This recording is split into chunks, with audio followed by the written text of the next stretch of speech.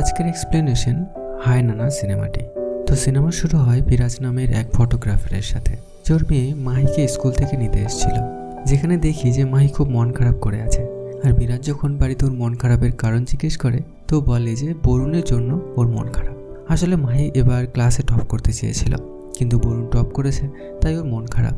তো ওর দাদা ওকে সান্ত্বনা দিয়ে বলে যে পরের বার ট্রাই করো, এসব তো চলতেই থাকে।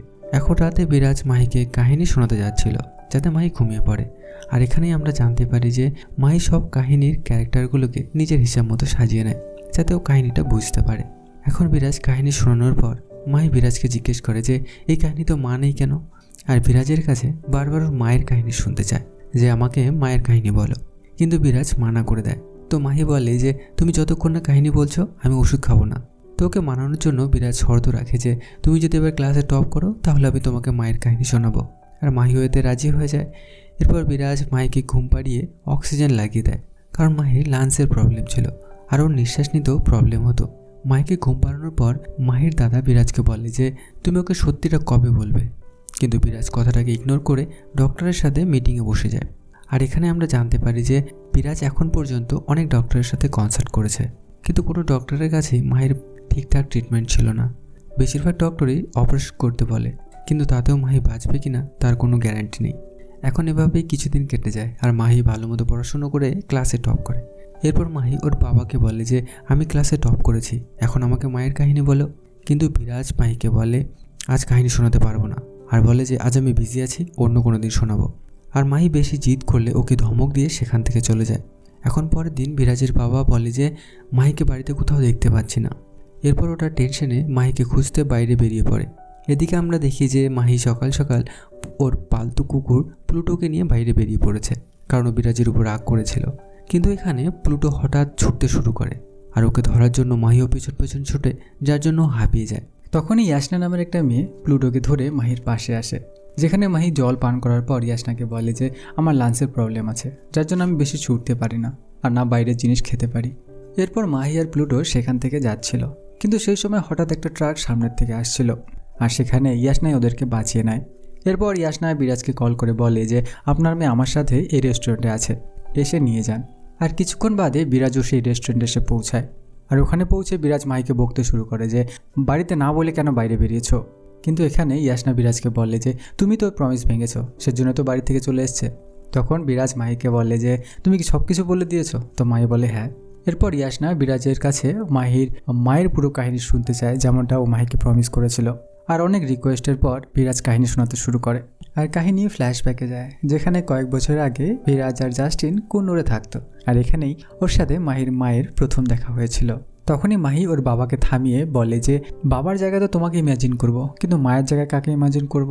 তখনই ইয়াসনা বলে যে আমাকে ইমাজিন করে নাও। মাহিও ঠিক তেমনটাই করে। আর বিরাজ আবার কাহিনী বলতে শুরু করে। বিরাজ তখন সবে ফটোগ্রাফির কাজ শুরু করেছিল, তো বর্ষা নামের ওই মেয়েটাকে দেখে ওর ফটো তুলতে শুরু করে। আর এখানেই বিরাজ বর্ষাকে দেখেই লাভ এট ফার্স্ট সাইট হয়ে যায়, যার জন্য বিরাজ বর্ষাকে ফলো করতে শুরু করে।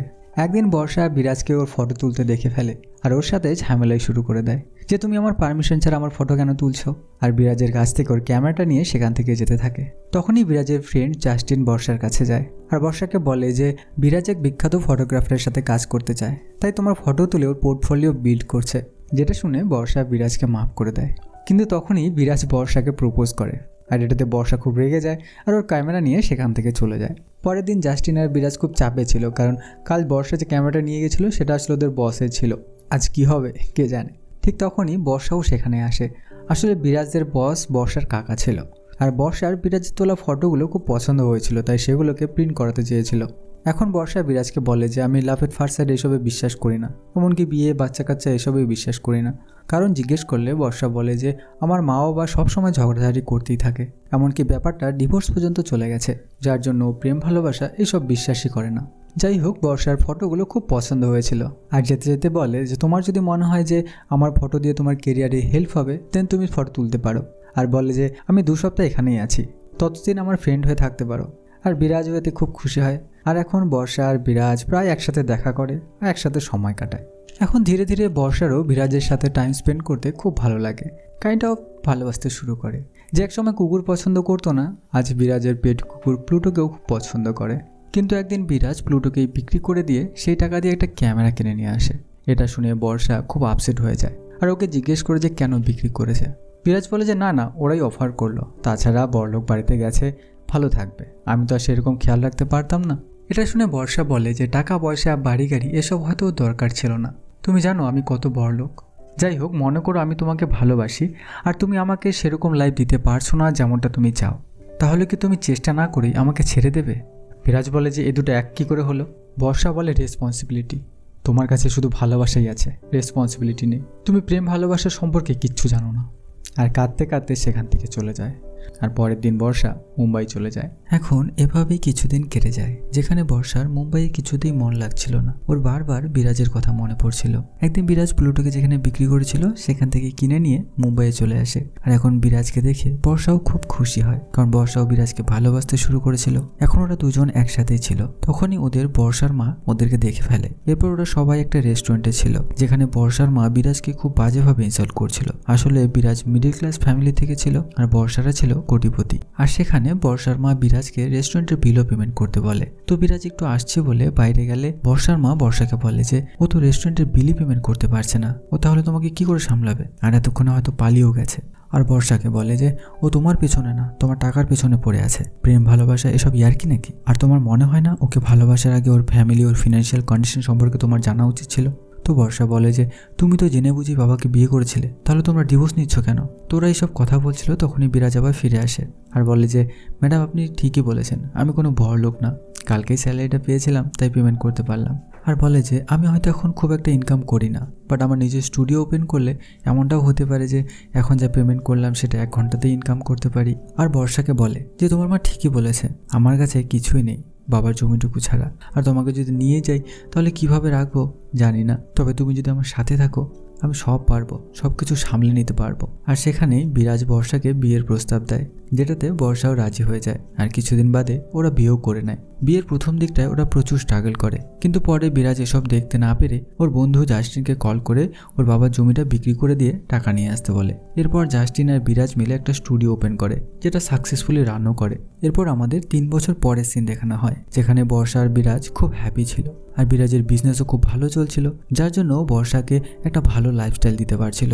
আর এখন বর্ষাও ওর সিঙ্গিং ক্যারিয়ারে ধ্যান দিচ্ছিল। এখন একদিন বিরাজ যখন একটা অ্যাডের শ্যুট করছিল, তখন কিছু বাচ্চাকে দেখে ওর নিজের বাচ্চার ইচ্ছা হয়। তো বর্ষাকে গিয়ে বাচ্চা নেওয়ার কথা বলে, কিন্তু বর্ষা খুব রেগে যায় আর বলে যে আমরা একে অপরের জন্য ঠিকই তো আছি, আমাদের বাচ্চা কাচ্চার কি দরকার আছে?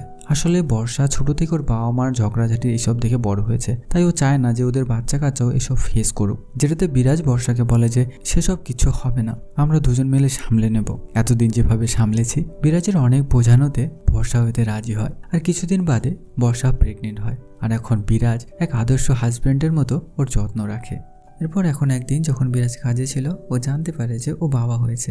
তো খুশিতে হসপিটালে আসে, বাট ও যখন হসপিটালে পৌঁছায় ডক্টর জানায় যে ওর মেয়ের লাংসের প্রবলেম আছে, যার জন্য ওকে আইসিইউতে রাখা হয়েছে। এখন যখন বিরাজ বর্ষার কাছে যায়, বর্ষা খুব কান্নাকাটি করছিল, কারণ ওর বেবিকে ছুতে পর্যন্ত পারছিল না। আর এখন ওরা এটাও জানে না যে ওদের বেবি আদৌ বাঁচবে কিনা। তো বিরাজ বর্ষাকে সান্ত্বনা দিয়ে বলে যে তুমি চিন্তা করো না, সবকিছু ঠিক হয়ে যাবে। এভাবেই কিছুদিন কেটে যায়। বাচ্চা এখন আইসিইউতেই ছিল আর বিরাজ আর বর্ষা বাইরেই বসেছিল। তখন জাস্টিন বিরাজকে বলে যে তুই বর্ষাকে নিয়ে যা, আমি এখানেই আছি, কারণ বর্ষার অবস্থা দিন দিন খারাপ হচ্ছিল। তো যখন বিরাজ বর্ষাকে নিয়ে বাড়ি ফিরছিল, তখন বিরাজ বর্ষাকে জিজ্ঞেস করে যে তুমি তো এতদিন ধরে আমার সাথে কথাই বলছো না, কিছু তো বলো। যেটাতে বর্ষা বিরাজকে বলে যে কাশ আমাদের কখনো দেখাই হতো না, না আমাদের বিয়ে হতো, না আমাদের বেবির এরকম পরিস্থিতি হতো। এরপর কাহিনী প্রেজেন্টে আসে আর মাহি ওর বাবাকে জড়িয়ে খুব কাঁদতে শুরু করে, কারণ ও ভাবছিল যে ওর মাই হয়তো ওদেরকে ছেড়ে চলে গেছে। আর মাহি যেহেতু ইয়াসনাকে ওর মার জায়গায় ইমাজিন করেছিল, তার জন্য ও ইয়াসনার সাথেও কথা বলে না আর বিরাজের সাথে যেতে থাকে। তখন ইয়াসনা বিরাজকে জিজ্ঞেস করে যে এরপরে কি হয়েছিল। তখন বিরাজ বর্ষাকে বলে যে সেদিন হসপিটাল থেকে ফেরার সময় ওদের একটা অ্যাক্সিডেন্ট হয়েছিল আর সেই অ্যাক্সিডেন্টেই বর্ষা মারা গেছে। এটা শুনে ইয়াসনারও খুব খারাপ লাগে। এরপর বিরাজ মাইকে নিয়ে বাড়ি চলে আসে। এদিকে ইয়াসনা যখন বাড়ি আসে, ওর মাথায় বারবার বিরাজের কাহিনী ঘুরপাক খাচ্ছিল, যার জন্য বারবার বিরাজ আর মাহির কথাই ভাবছিল। অন্যদিকে বিরাজ যখন বাড়ি পৌঁছায়, ওর ল্যাপটপের ছবি দেখে বুঝতে পারি যে ইয়াসনাই মাহির আসল মা। আসলে সেদিন অ্যাক্সিডেন্টে ইয়াসনা মারা যায়নি। ওকে যখন হসপিটালে নিয়ে যাওয়া হয়, তো জানতে পারে যে ইয়াসনা ওর অর্ধেক স্মৃতি ভুলে গেছে। ওর শুধু ওর বাবা মার ডিভোর্স পর্যন্তই মনে আছে, তারপরে কি হয়েছে সব ভুলে গেছে। ও ওর বিয়ে, ওর যে বেবি হয়েছে সেটাও ভুলে গেছে। এখন যখন বিরাজ ইয়াসনার সাথে দেখা করতে যায় তো ইয়াসনার মা ওকে আটকে দেয় আর ওকে উল্টোপাল্টা শোনাতে থাকে যে তোমার জন্য আমার মেয়ের জীবন নষ্ট হয়েছে, তুমি ওর জীবন থেকে দূরে চলে যাও, ও এখন একটা নতুন জীবন পেয়েছে, ওকে ওর মতো করে বাঁচতে দাও, তুমি ওর সাথে আর কখনো দেখা করো না। যেটাতে বিরাজও ভাবে যে ইয়াসনার খুশির জন্য ওর থেকে দূরে থাকাই ভালো, যার জন্য বিরাজ ওর মেয়েকে নিয়ে সেখান থেকে চলে যায়। এরপর বিরাজ যখন ইয়াসনাকে মাহির সাথে দেখেছিল, বিরাজ তো অবাকই হয়ে গেছিল যে ওরা মা মেয়ে এক কী করে হলো। তো এখানে জানতে পারে যে সেদিন প্লুটো ইয়াসনাকে দেখে ওর দিকে ছুটেছিল, যার জন্যই ওরা মা মেয়ে আবার এক হয়েছিল। যাই হোক, পরের সিনে যখন বিরাজ, মাহি আর জাস্টিন ওদের বাড়িতে ছিল, ইয়াসনা সেখানে আসে। ইয়াসনাকে দেখে জাস্টিন তো অবাকই হয়ে যায়, কিন্তু মাহি ইয়াসনাকে দেখে খুব খুশি হয়। আর ইয়াসনা মাহিকে বলে যে কাল সন্ধ্যায় ওরা ডিনারে যাবে, আর এটাতে মাহিও খুব খুশি হয়। পরের দিন সন্ধ্যায় বিরাজ জাস্টিনকে জিজ্ঞেস করে যে ওদের প্রজেক্টের কাজ কোথায় চলছে। তো জাস্টিন জানায় যে গোয়াতে। তো ইয়াসনাকে মাহি থেকে দূরে রাখার জন্য বিরাজ মাহিকে নিয়ে গোয়ায় চলে যায়, যাতে ওরা বারবার একসাথে দেখা না করতে পারে আর ওরা সত্যিটাও না জানতে পারে। পরের দিন ইয়াসনা রেস্টুরেন্টে মাহি আর বিরাজের জন্য ওয়েট করছিল, কিন্তু সেখানে কেউই আসে না। আরেকটা কথা বলতে ভুলে গেছিলাম যে ইয়াসনার মা ইয়াসনার বিয়ে আবার অন্য জায়গায় ঠিক করেছে। যাই হোক, ইয়াসনা ওর ফিয়ান্সে অরবিন্দের সাথেই ছিল, যেখানে মাহি ইয়াসনাকে কল করে বলে যে ওরা গোয়ায় আছে। ইয়াসনা প্রথমে মাহিকে ওর বার্থডে উইশ করে, আর মাহি বলে যে তোমার তো আমার বার্থডে মনে আছে, কিন্তু আমার বাবা তো আমার বার্থডে ভুলেই গেছে। এরপর ইয়াসনা অরবিন্দের কাছে একটা বাহানা বানিয়ে সেখান থেকে চলে আসে, আর গোয়ায় গিয়ে মাহির জন্য একটা বার্থডে পার্টি অ্যারেঞ্জ করে। তখনই সেখানে বিরাজও আসে, আর ইয়াসনাকে দেখে শক হয়ে যায় যে ও এখানে কি করে আসলো। কিন্তু মাহির হ্যাপিনেস দেখে ও আর বেশি কিছু ভাবে না, আর এখানে সবাই ভালো মতো পার্টি এনজয় করে। আর মাহিও ভাবছিল যে পার্টিটা ওর বাবাই অ্যারেঞ্জ করেছে, কিন্তু এদিকে বিরাজ তো ভুলেই গেছিল যে আজ মাহির বার্থডে। আর এখানে আরেকটা জিনিস রিভিল হয় যে বিরাজ ওর কাহিনীতে যে ইয়াসনার ভাইয়ের কথা উল্লেখ করেছিল সেটা আসলে ওর বোন ছিল, আর এটা হচ্ছে সেই বোন। যাই হোক, রাতে ইয়াসনা বিরাজকে বলে যে আমি হয়তো তোমাকে আর মাহিকে পছন্দ করতে শুরু করেছি, আর সেখানে ইয়াসনা বিরাজকে কিসও করে, কিন্তু বিরাজ কিছু না বলে সেখান থেকে চুপচাপ চলে যায়। আর রাতে মাহি যখন ইয়াসনার সাথে ঘুমিয়ে পড়েছিল তো বিরাজ সেখান থেকে মাহিকে নিয়ে যায়। ইয়াসনা বাধা দিলে বিরাজ বলে যে তুমি আজ আছো কিন্তু কাল থাকবে না, আর আমি চাই না আমার মেয়ের তোমার অভ্যাসে পরিণত হোক। আর ইয়াসনাকে একটু শুনিয়ে যায়, যেটাতে ইয়াসনারও খুব খারাপ লাগে।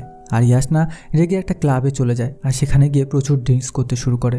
বিরাজও সেখানে যায়, আর বিরাজও ড্রিঙ্কস করে। আর রাতে নেশার কারণে ওরা একসাথেই শুয়ে পড়ে, আর মাহিও ওদের মাঝে গিয়েই শুয়ে পড়ে। পরের দিন বিরাজের কাছে ডক্টরের কল আসে, আর ডক্টর জানায় যে মাহির জন্য লাঞ্চের ডোনার পাওয়া গেছে, কিন্তু ওর বাঁচার চান্স শুধু 1% আছে, তাই ডক্টররা অপারেশন করতে চাইছে না। যেটাতে বিরাজ বলে যে মাহির কিচ্ছু হবে না, আপনি শুধু অপারেশনের ব্যবস্থা করুন। এদিকে ইয়াসনার রাতে স্বপ্নে ওর পুরনো কিছু কথাগুলো মনে পড়ছিল, বাট আবছা। আরও বিরাজকে বলে আমি মাহির থেকে বর্ষার জায়গায় নিজেকে হয়তো বেশি ইমাজিন করে ফেলেছি, তাই তুমি যেগুলো বলনি সেগুলোও ভাবছি।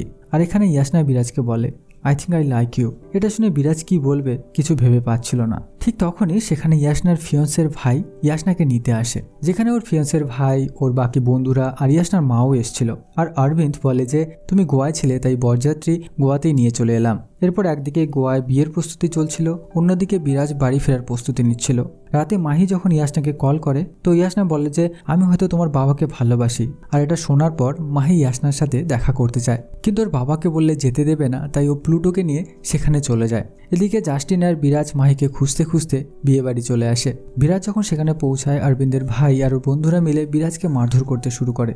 অন্যদিকে মাহি ইয়াসনাকে দেখে ওর দিকে ছুটে যাচ্ছিল, কিন্তু ইয়াসনার মা ওকে আটকে দেয়, কারণ ও ভাবছিল যে বিরাজ আর ওর মেয়ে মিলে ইয়াসনাকে আবার ওদের সাথে নিয়ে যাবে, আর ও এমনটা কিছুতেই হতে দিতে চায় না।